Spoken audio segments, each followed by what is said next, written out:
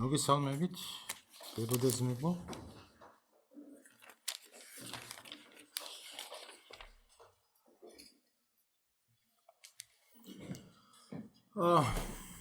დღეს გურიამ ისაუბრა, ზოგადად რო თქვათ, ისაუბრა ეკლესიის მდგომარეობაზე დღევანდელ დღეს. შედარებაც გააკეთა პირველი საუკუნის ეკლესიასთან. ჩვენ როცა ვფიქრობთ ამ საკითხზე, არა? ვხედავთ იმ ჩავარდნებს, რბილად ვამბობ, ხარვეზებს, ნაკლოვანებებს, რომელიც ეკლესიას აქვს. არა მარტო ეკლესიას თლიანობაში, არამედ თითოეულ ჩვენგანს გვაქვს. გურიამ ისიც ათქვა, რომ მაშინაც მცოდვილები იყვნენ ეკლესიაშიო, ეხლაც მცოდვილები არიანო. კი ბატონო, ესეა. ანანია და საფირა მაშინაც იყვნენ, ეხლაც არიან. პეტრე და ივანე მაშინაც იყვნენ, ეხლაც არიან. ეხლა რო გადავხედოთ დღევანდელ ეკლესიის მდგომარეობას, შეგვიძლია შევადაროთ მაშინდელი ისრაელის მდგომარეობას.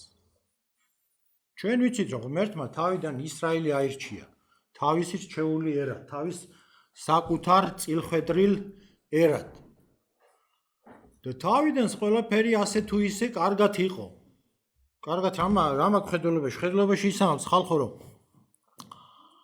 ისრაელიანები ერთგულობდნენ უფალს. ხანდახან ქონდათ, რა თქმა უნდა, ჩავარდნები, მაგრამ ძირითადად ერთგულებდნენ, იმდენად ერთგულებდნენ, რომ გაგახსენებთ ერთ მომენტს მათი ცხოვრებიდან, როდესაც ქანაანს იპყრობდნენ, აღთქმულ ქვეყანას. და ბრძოლაში შეატყო ისონავემ, რომ ბრძოლაში აღამდებოდათ. მიმართა ღმერთს და უთხრა, სთხოვა ღმერთს, რომ შეაჩერე მზეო. ღმერთმა შეაჩერა მზე აიალონის თავზე. აიალონი ერთ-ერთი ადგილი იყო, სადაც ბრძოლა ჰქონდა. შეაჩერა ღმერთმა, ისმინა იესოს თხოვნა და ისრაელმა მაშინ შემუსრა თავისი მტერი, სანამ დააღამდებოდა. მაგრამ რო გადიოდა საუკუნეები, ჩვენ ვიცით, რომ თანდათან ისრაელმა როგორ ვთქვა, გადაუხვიეს. ღმერთის ცნებებს არ იცავდნენ, ცოდავდნენ.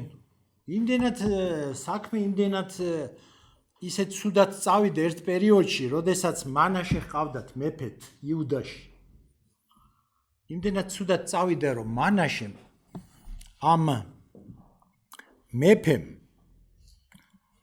ნება მისცა ისრაელიანებს, რომ მსხვერპლად ბავშვები შეეწირათ იქვე იერუსალიმის მახლობლად, ჰინომის ველზე, რომელსაც შემდეგ გეენა დაერქვა, იმიტომ რომ ნაგავსაყრელი იყო იქა. გეენა მუდმივად იწოდა, ის ნაგავი იწოდა მუდმივად და ნაგავსაყრელი და გეენა დაერქვა, მაგითო. აი ამ კაცმა მეფემ ისრაელიანმა ნება მისცა თავის ხალხს, რომ ბავშვები შეეწირათ მსხვერპლად იქვე, იერუსალიმის მახლობლად. ამდენად რა დავარქვათ ამას? გადაგვარება არ არის, აბა რა არის? ხო, ეხლა ისრაელს რო დღევანდელ ეკლესიას რო შევადაროთ ეს მდგომარეობა, ვერც აღარ გავაგრძელებ, იმიტომ რომ შორს წავალ. დღევანდელ ეკლესიაში რა შეიძლება დავაკვირდეთ, რა შეიძლება დავაკვირდეთ და შევამჩნიოთ.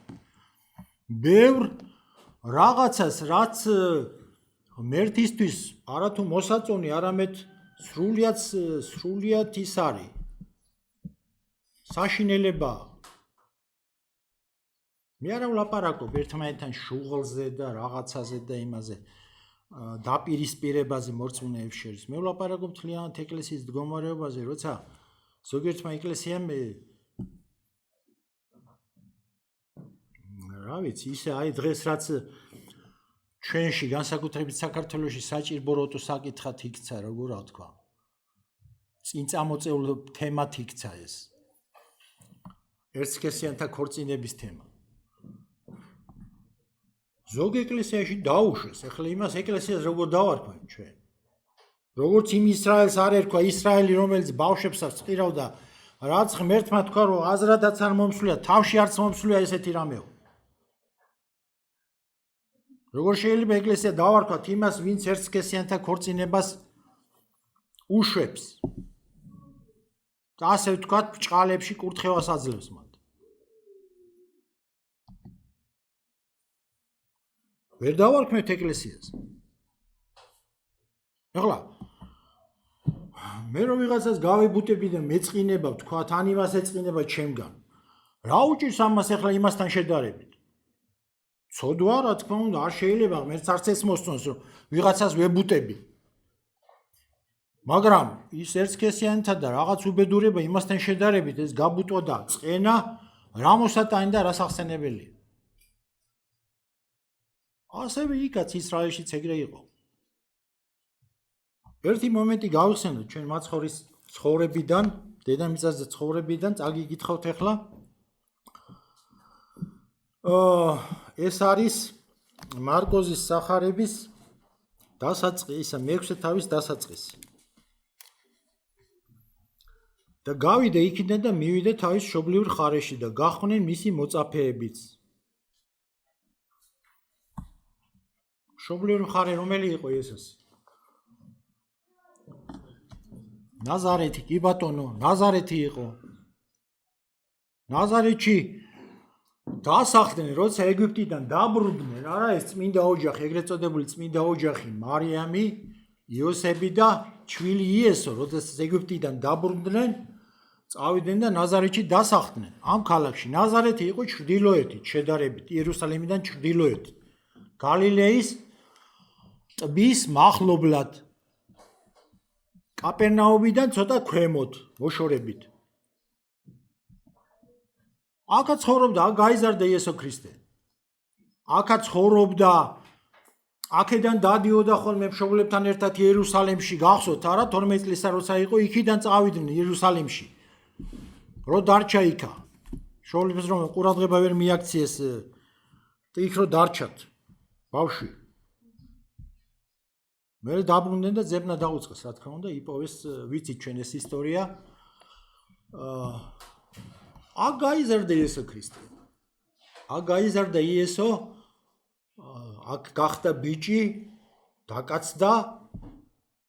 იოსები, როგორც ჩანს, ადრე გარდაიცვალა. ეს კაცი ადრე გარდაიცვალა და იესოს მოუწია ოჯახს ზრუნვა და ოჯახის რჩენა.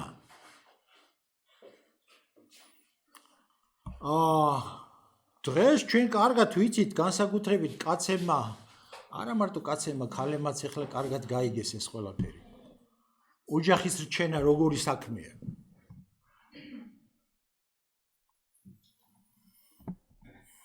ერთ-ერთი ყველაზე რთული საქმეა ჩვენ ცხოვრებაში. ალბათ ყველაზე რთულიც არის. რატო?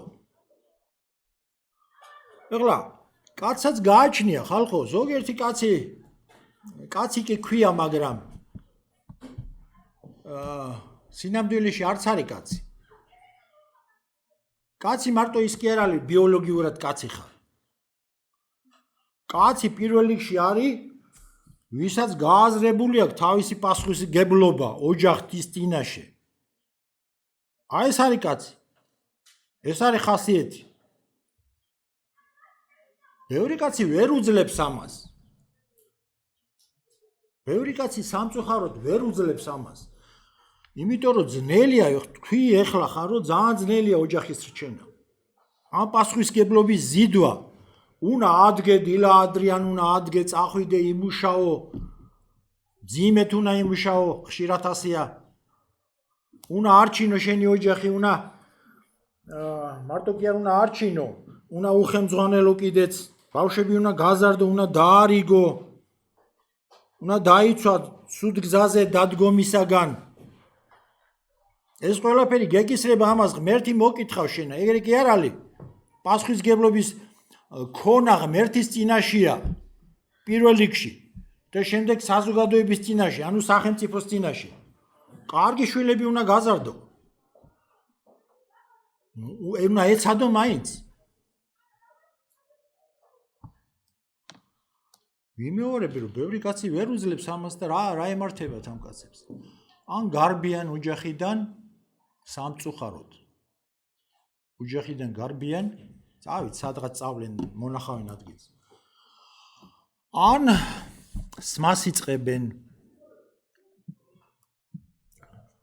ერთიც და მეორეც არასწორი საქციელი და ცუდია. იმიტომ რომ ეს პასუხისგებლობა ჩვენ ძნელია, მაგრამ ღმერთი გვეხმარება, ჩვენ თუ ღმერთთანა ვართ, ჩვენ თუ ღმერთის რწმენა გვაქვს და ღმერთის ფარველობის ჩვენ ქვეშ ვართ, ღმერთი გვეხმარება ჩვენ ამ ტვირთის ზიდვაში, ამ პასუხისგებლობის ზიდვაში. რატომ ვილაპარაკე ეს ყველაფერი? იმიტომ ვილაპარაკე, რომ ჩვენ წარმოვიდგინოთ, რომ იესოს დააწვა ამ ოჯახის რჩენა, ამ ტვირთის ზიდვა და პასუხისგებლობა. რამდენი ოჯახი, რამხელა ოჯახი იყო, როგორ აფიქროთ? ეხლა გეტყვით. განა ეს ხურო არ არის მარიამის ძე, იაკობის, იოსეს, იუდას და სიმონის ძმა? უკვე ხუთნი ბიჭები. განა აქვე ჩვენთან არ არიან მისი დები? დებზე არასწერია რამდენი იყვნენ, მაგრამ ერთ სამი მაინც ხო იქნებოდა. წარმოიდგინეთ ეხლა 8 კაცი მარიამიანად 9 და 10 რა. 10 კაცის რჩენა და ნახო ეხლა სხვებიც დაეხმარებოდნენ, ცხადია იგივე ხო არის ხდებოდნენ, მაგრამ ძირითადად იესოს უწევდა ეს ყველაფერი.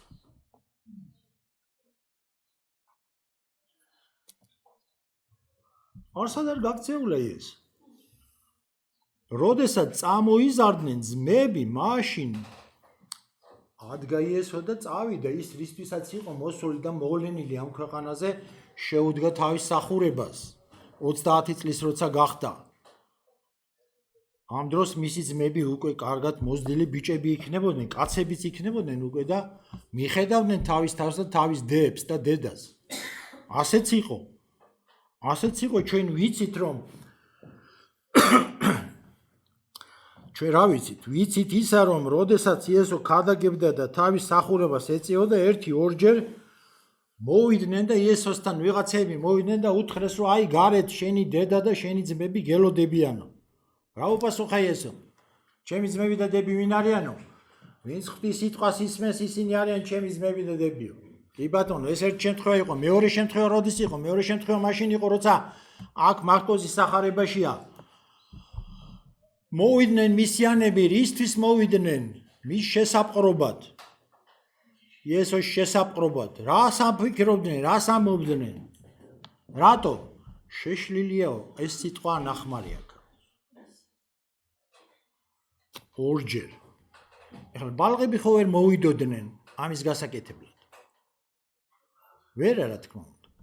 ზდასრული კაცები მოვიდნენ და უნდათ ეს გაეკეთებინათ. ეხლა არ იცოდნენ რას აკეთებდნენ. ხშირად ჩვენ ადამიანები როგორც არის ნათქვამი, არ იციან რას აკეთებენო. როცა იესოს ჯვარს ვაცავდნენ, ჩვენ ვიცით როგორ ლოცულობდა, რომ აპატია ღმერთო, არ იციან რას აკეთებ. მართლაც არ იცოდნენ რას აკეთებდნენ. ხშირად არ ვიცით რას ვაკეთებთ, ღმერთ ხალხო. დებოდა ძმები. როცოდნოდათ ხო არ გააკეთებდნენ ეხლა იესოს ძმები იმას, რასაც მაშინ აპირებდნენ. ვიზია ლაპარაკი? იაკობზია ლაპარაკი, რომელმაც იაკობის წერილი დაწერა, აქ არის ბატონო ის წერილი. იუდაზია ლაპარაკი, რომელმაც ერთი პატარა წერილი დაწერა, ისიც აქ არის. ორ ძმაზე არაფერია ნათქვამი. იმათ წერილი არ დაუწერიათ, მაგრამ ყველა მორწმუნე გახდა.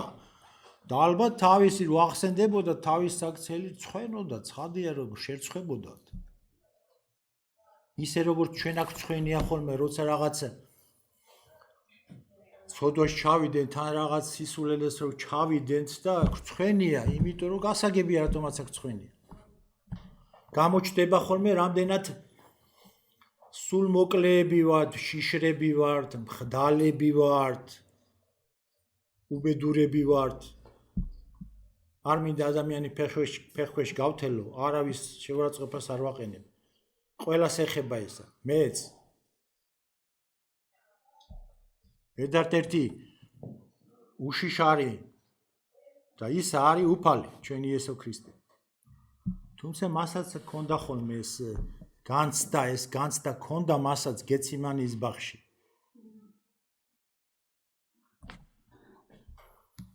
რატომ მოვიდა უფალი იესო ქრისტე? იმიტომ მოვიდა რომ ეს გაიაზრებინა ეს ყველაფერი და ენახა რომ კაცი რო გახდა, ადამიანი რო გახდა, ყველაფერი თავისი გამოცდილებით და საკუთარ თავზე ნახა და გაიაზრა რა არის ადამიანად ყოფნა, კაცად ყოფნა, რა არის პასუხისმგებლობის ზიდვა, ეს შიში, ეს ხანდახან უსასოობა, ხანდახან ცრემლები რომ მოეძალება ადამიანს. ნახა თავის თავზე ყველაფერი გამოსცადა. ჩავიდა თავის ქალაქში, ნაზარეთში ჩავიდა. მიიღეს ახლა თავის ოჯახში, ცხადია მიიღებდნენ. ალბათ წინა დღეებში ჩავიდა, იმიტომ რომ წერია აქა რომ შაბათი რომ დადგა, დაიწყო სწავლება სინაგოგაში და მრავალი მსმენელი გაოცებული ამბობდა, საიდან აქვს მას ეს ყველაფერი, რა სიბრძნე აქვს მონიჭებული, რა სასწაულები ხდება მისი ხელით. შაბათი დადგა და როგორც წესი ჰქონდათ ებრაელებს, შაბათ დღეს სინაგოგაში იკრიბებოდნენ, როგორც ჩვენ ვიკრიბებით ეკლესიაში კვირას, ისინი იქ იკრიბებოდნენ, ისმენდნენ ღვთის სიტყვას, კითხულობდნენ წერილს. იესომაც ეს გააკეთა. რა წერილი წაიკითხა? აქ არა დაწერილი, მაგრამ ლუკას სახარებაში დაწერილია, ეს იყო ესაიას წინასწარ მეტყველის რომ უფლის სულია ჩემზე, მან ცხო გლახაკთა სახარებლად, ტყვეთათვის თავისუფლების წლის გამოსაცხადებლად, უფლის სასურველი წლის დასადგომად. აი ამასა კითხულობდა. მარკოზის სახარებაში ეს არ არის დაფიქსირებული, მარკოზის სახარებაში უბრალოდ მშრალად არის ფაქტები გადმოცემული, რაც იქა ხდებოდა. როცა იესო იდგა იქა სინაგოგაში და კითხულობდა ამ წერილს, ამ ხალხმა გითხარით თქვენ რომ ნაზარეთი ახლოს იყო კაპერნაუმთან, კაპერნაუმში რაები ხდებოდა?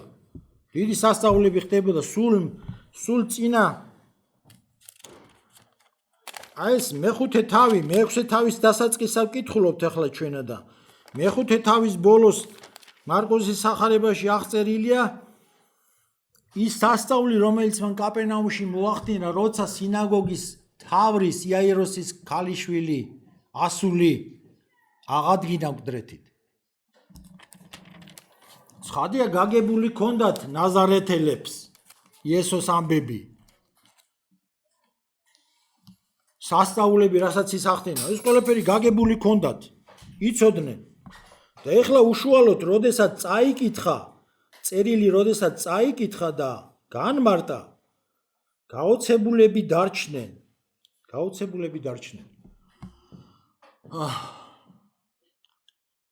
მართლაც გაუკვირდათ ეხლა რომ ის კაცი რომელსაც ალბათ რა იცოდნენ რომ ის გაიზარდა, იცნობდნენ პირადად, იცნობდნენ იესოს. ზოგიერთი შეიძლება კლიენტიც იყო, ალბათ შეიძლება კი არა იქნებოდა, ცხადია რომ ჩვენ ვიცით რომ ხურო იყო იესო და აკეთებდა რაღაცებს, აკეთებდა, შეკვეთებს ასრულებდა და ფულს იმით გამოიმუშავებდა თავის ოჯახისთვის. გაუკვირდათ ეს ხურო, უბრალო ხურო ასე ვთქვათ, ერთი შეხედვით. საიდან აქვს ეს ყველაფერი? როგორ არის რომ ეს ყველაფერი ხდება მისი ხელით? ან საიდან მიიღო სწავლება, იცოდნენ რომ არსად არ უსწავლია იესო ქრისტეს. არ დაუმთავრებია სასწავლებელი. გაუკვირდათ და გაოცებულები დარჩნენ. გასაგებია ეხლა ერთი შეხედვით, ჩვენც რომ ყავდეს ჩვენს გარემოში ვიღაც ახლო ნაცნობი, ან თუნდაც ნათესავი, და რომელიც შეუმჩნეველი ბიჭია ვთქვათ და უცბად გავიდა წლები და ეს ბიჭი სადღაც წავიდა მემდეг დაბრუნდა უკან და ცნობილი კაცია გვიკვირს ჩვენ საიდან როგორ რანაირად ეს ის არ არის ჩვენ გვერდით რო იყო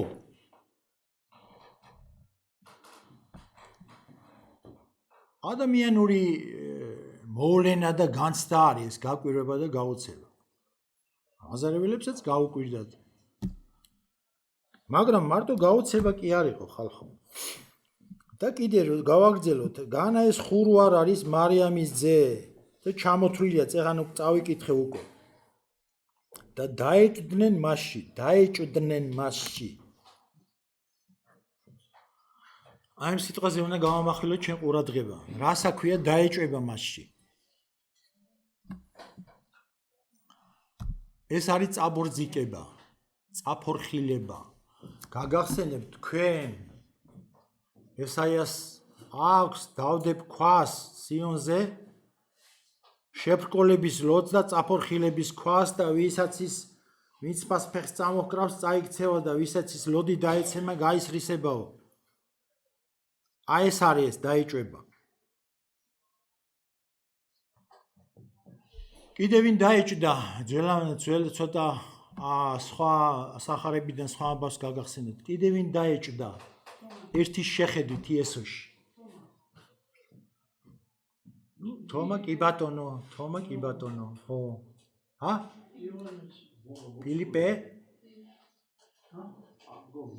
ფილიპე როგორ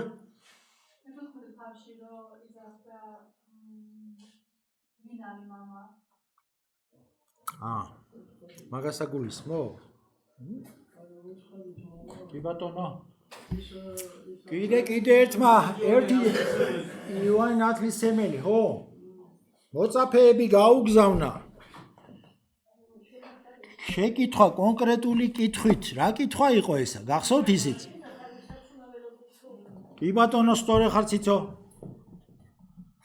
ეხლა არა წერია იქ რომ დაეჭდა იოანე ჩვენ უბრალოდ ეხლა ვარაუდობ ამას და აქეთ მიმყავს საუბარი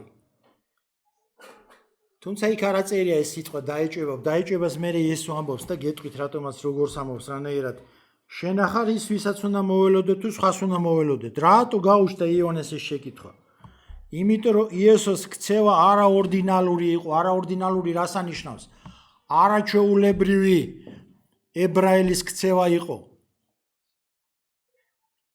რაღაცეები სხვანაირად ლაპარაკობდა იესო როცა უსმენდნენ რაღაცეებს სხვანაირად ლაპარაკობდა შაბათს არ იცავდა ხელებს არ იბანდა განსაერთოდ არ იბანდა ხელებს ისე როგორც რიტუალური ხელის ბანა რასაც აქვია ისე არ აკეთებდა კი ბატონო სწორედ იხსენებს ავთო აი მოვიდა კაცი პურისჭამელი და ღვინისმელი მეძავთა და იმათა მეგობარი და მართლდება სიბრძნე იმეს ნათქვამიო როგორც წერია ზუსტად არ მახსოვს ეს წვე ბოდის გიხდით ამაზე არაჩვეულებრივად იქცეოდა იესო ქრისტე რატო იმიტომ რომ უფალი იყო და მაგიტომ ღმერთს აქვს უფლება მოიქცეს ისე როგორც უნდა ღმერთი ხალხო ჩვენ არ დაგვავიწყდეს ვინ არის ღმერთი სამყაროს შემქმნელი სისა და ქვეყნის გამჩენი უზენაესი მსაჯული რომელიც არავის წინაშე პასუხს არ აგებს ღმერთს ვერავინ ვერ მოჰკითხავს და ეტყვის ამას რატო აკეთებ ასეო არ დაგვავიწყდეს ესა ვინახა შენ რო ედავები შემოქმეცო ხო და იესომ რა პასუხი გასცა ამათ წადი და უთხარით იოანეს რასაც ხედავთ და გესმით რაც ესმოდათ ერთი იყო იესოს სწავლება და ქცევა მეორე ხეიბრები დგებიან კეთრონები იწმინდებიან მკვდრები აღდგებიან და ბრმები ხედავენ სწორი ხარ და რა თქვა იესო მერე ნეტარია ვინც არ დაეჭვდება ჩემში. ჭეშმარიტად, ნეტარია ვინც არ დაეჭვდება იესოში. დღეს რო შევხედოთ ჩვენ ქვეყანას, ქვეყნიერებას, ჩვენ საქართველოს თუნდაც და მსოფლიოს. ღობე ყორეს ედებიან. მაპატეთ ამ სიტყვებზე? მაგრამ ეს უფრო გასაგებია ის, რასაც ვიტყვი იმისთვის. ღობე ყორეს ედებიან ადამიანები იმისათვის, რომ გზა მონახონ, ხან იწყია რომ აი ეს არის კარგი, ხან იწყია რომ ის არის კარგი. რა ვიცი, 1000 რამესაც ცდილობენ და 1000 რამეს ფიქრობენ. არა და არის ყველაფერზე პასუხი. არის პასუხი. ვინ არის ეს პასუხი? იესო ქრისტეა ეს პასუხი, ხალხო. აქვია. ყვარლელებისთვის აექვია, აი აქა. საცა ჩვენა ვართ ახლა.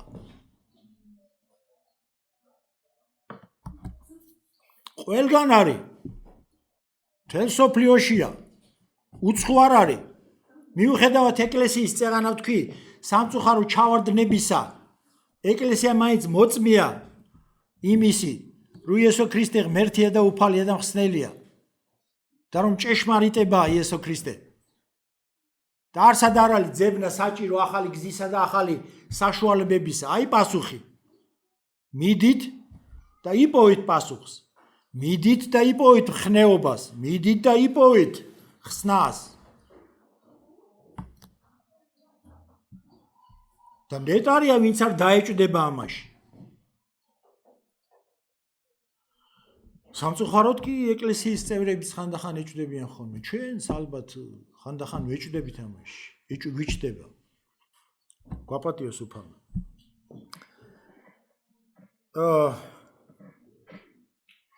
და ბოლოს იმის თქმა მინდა რომ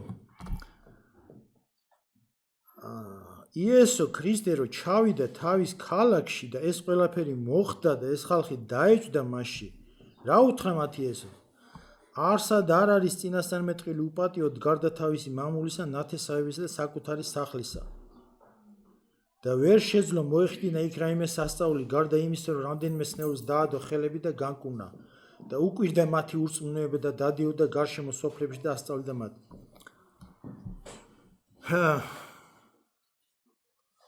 იესომ თავის თავს წინასწარმეტყველი უწოდა ამ ადგილზე. იყო კიდე წინასწარმეტყველი. მარტო წინასწარმეტყველი კი არ იყო, უფალი იყო და მხსნელი იყო, მესია. რა შეეშალათ ისრაელიანებს? ისრაელიანებს ის შეეშალათ, რომ მათ მიხედვით, მათ გონებაში მესია უნდა ყოფილიყო მეფე, მაგარი კაცი, მაგარი მეფე, დავითზე მაგარი,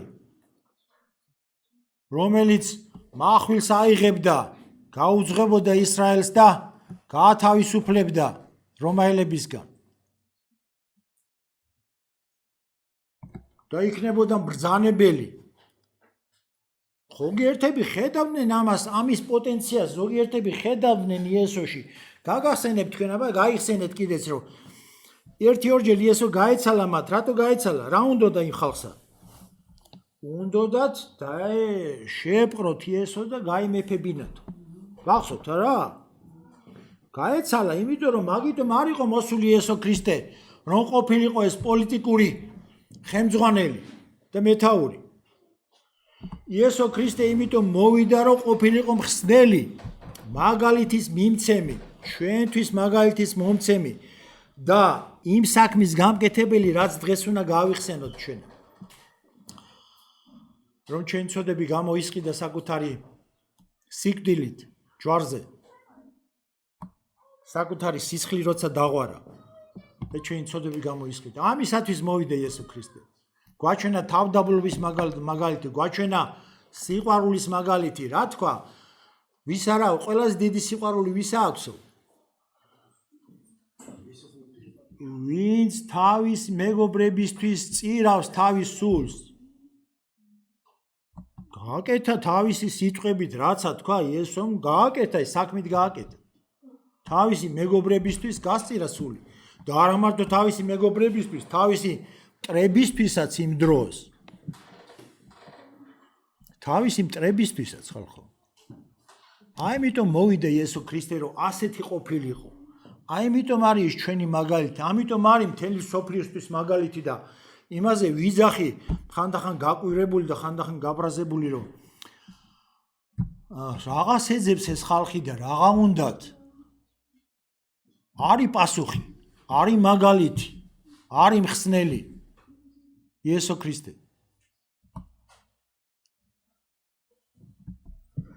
თუმცა ღმერთმა შემიწყალა მე და გამიხსნა ეს ჭეშმარიტება. ღმერთმა შეგვიწყალა თითოეული ჩვენგანი და გაგვიხსნა ეს ჭეშმარიტება. ღმერთს რომ არ გაეხსნა ეს ჭეშმარიტება, ჩვენც იქით ვიქნებოდით. იგივე უგზოუკლოთ რომ დახეტიალობენ და რაღაცებს ეძებენ. ვიყავი ერთ დროს იქით. მაგრამ მადლობა ღმერთს, რომ ღმერთმა ჩვენ შეგვიწყალა და დაგვაყენა ჭეშმარიტების გზაზე, რომელსაც არავითარ შემთხვევაში არ უნდა გადაუხვიოთ. არავითარ შემთხვევაში. აწყენინეს იესო ქრისტეს თავისმა თანაქალაქელებმა, თავისმა ნათესავებმა და თავისმა იქ გვერდით მეზობლებმა. იმიტომ რომ დაერჩდნენ მაშინ და თქვეს ეს ის არ არისო და რაღაცების ლაპარაკი დაიწყეს. იესო კაცი იყო და გაუჩნდა ეს განცდა, გაბრაზდა და რა უთხრა ლუკას ახარებაში წერია, აქ არა წერია ამ ადგილზე. რა უთხრა იესო ქრისტემ? იმ დროსაც ბევრი იყო ისაო. წინა დაიცა როგორ არის? ხო, მაგრამ ღმერთმაო არავის როგორ არის? სარეფთაში გაგზავნა, იმ ქრივ ქალთან გაგზავნა ღმერთმა ისაო. მაშინ ბევრი იყო კეთროვანი ისრაელში, მაგრამ ღმერთს არავინ არ განუკუნებიან ნეყმანასრულის გარდაო. აი ეს სიტყვები უთხრა. გაბრაზდნენ ისინიც, გაბრაზდნენ საპასუხოდ. რომ გაბრაზდნენ რა გააკეთეს, რისი გაკეთება მოიწადინეს. კი ბატონო. გაიყვანეს და უნდათ რომ სადღაც კლდიდან გადაიგდოთ დაბლა იესო ქრისტე. მაგრამ მისი ჟამი ჯერ არ იყო მოსული. გაიარა მათ შორის და წავიდა თავის გზაზე, გააგზავნა თავისი მსახურება. ნაზარეველებს ერთ ადგილას არის კიდე ბოლოს იმას ვიტყვი, რომ განა იესოს ძალა არ აქონდა, რომ სასწაულები მოეხდინა, თუნდაც როცა ხელი სტაცეს და გადაგდება უნდათ, რომ მაშინ მოეხდინა რაღაც სასწაული. განა არ აქონდა იმის ძალა. მაგრამ არ გააკეთა. იმიტომ რომ როცა ღმერთი სასწაულს ახდენს, თუ სიტყვებისა არ აგჯერაოთო, იესომ რა უთხრა ფარისევლებს, რომ გადაეკიდნენ და არ ასვენებდნენ და ხან იმას ამბობდნენ. იმდენად გონება დაკარგეს, იმდენად გონიერება დაკარგეს, რომ რა დააბრალეს იესო ქრისტეს. ვისი ძალით აკეთებსო, სასწაულებსო. წარმოგიდგენიათ ხალხო. როცა შენს წინაშე ნათელი არსებობს, ნათელი ანათებს და ხედავ რომ ნათელია. პირი რო გიბრუნდება, იმისათვის რომ თქვა რომ ბნელიაო ესაო. ამიტომ არის რომ ყველაფერი გმობა მიეტევება ადამიანს, მაგრამ სულიწმინდის გმობა არ მიეტევება. თვალები ხო გააქვს, გონება გააქვს, ხედავ რომ ნათელია. როგორ ამბობ იმას რომ იქ ბნელიაო. მაგრამ თქვენს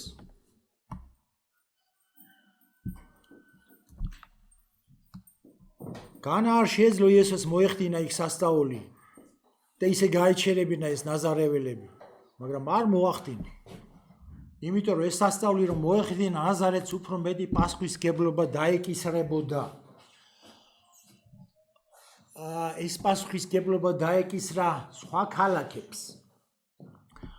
მათეს სახარებაში წერია დაიწყო ყვედრება იმ ქალაქებისა, ვაიშენ ქორაზინ და ვაიშენ ბეცაიდა. და შენ კაპერნაუმ განაც ამდე ამაღლდები, არამედ ჯოჯოხედამდე დაეშვები. რატო? იმიტომ რომ შენში იქ რომ მომხდარიყო, სოდომში რომ მომხდარიყო ეს ყველაფერი, ეს სასწაულებიო და ის რაც თქვენში მოხდა და რაც თქვენ დაინახეთ. მოინანიებდნენ, ხო? და დღემდე იდგებოდა ის სოდომი დღემდე იარსებებდაო. ესე იგი ეს რომ რა თქვა, იმ ცოდვაზე მეტად გახსოვს არა, რა ცოდვებიც იყო იმ სოდომში. ცუდი რაღაცეები. ქართველებს აგონიათ, რომ ის ყველაზე ცუდი ცოდვებია. ეგრე გონიათ. მაგრამ იესოს ამ სიტყვებიდან გამომდინარე არ არის ყველაზე ცუდი. ცუდია რა თქმა უნდა, საშინელებაა, მაგრამ ყველაზე ცუდი ცოდვა ის არის, რომ სინათლესა ხედავ. ნათელსა ხედავ, რომ კაშკაშებს არ გინდა. რატო? იმიტომ რომ ნათელზე მეტად ადამიანებმა მნელი შეიყარეს. აი ეს არის ყველაზე დიდი ცოდვა. ამიტომაც დღეს როცა გავიხსენებთ რა ხალხო ამ ყველაფერს და როცა მივიღებთ ზიარებას, გვახსოვდეს ჩვენი უფალი, ჩვენი მაგალითი, ჩვენი შემოქმედი, რომელმაც ჩვენთვის გააკეთა ეს ყველაფერი და მაგალითი დაგვიტოვა სიმართლის ლაპარაკისა, სიმამაცისა, გაბედულებისა, თავდადებისა, ყველაფრისა, რაც შეიძლება იყოს მაგალითი ჩვენთვის. და რომ ჩვენ ყოველთვის გვსურდეს ვიაროთ ნათელში. ამინ.